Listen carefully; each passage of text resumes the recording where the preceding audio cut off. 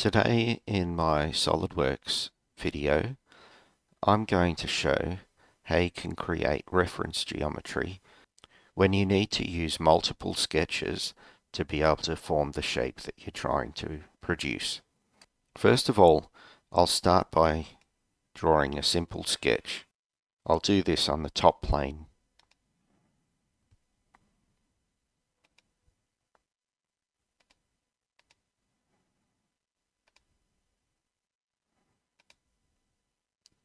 Now, going from isometric view, I'm going to go over to the Features tab, and I'm going to click here on Reference Geometry. Now, on that arrow, you can choose to create a plane, an axis, a coordinate system, a point, or a mate reference. I just want to create a plane here. You'll see over here in the Properties area that you need to select References and Constraints. So what I'm going to do is show you how to create an offset off of the plane that we just drew a sketch on, which in that case was the top plane.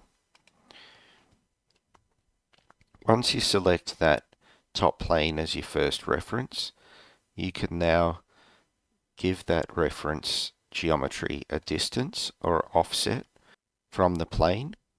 You can adjust that offset here using the offset distance setting. You could also choose if you want it to be parallel, perpendicular, coincident, but in this case I just want to show you how to do it as an offset. You can tick here to flip the side of the offset if you want to offset it to the other side. Once you've done that, you can click the tick or the OK button, and you'll see in your history my reference plane here. I can now use that plane to draw a simple sketch. In this case, I'd like to draw a circle, and I would like to do it from the top view. I'm going to try to snap to the center of the rectangle I drew earlier.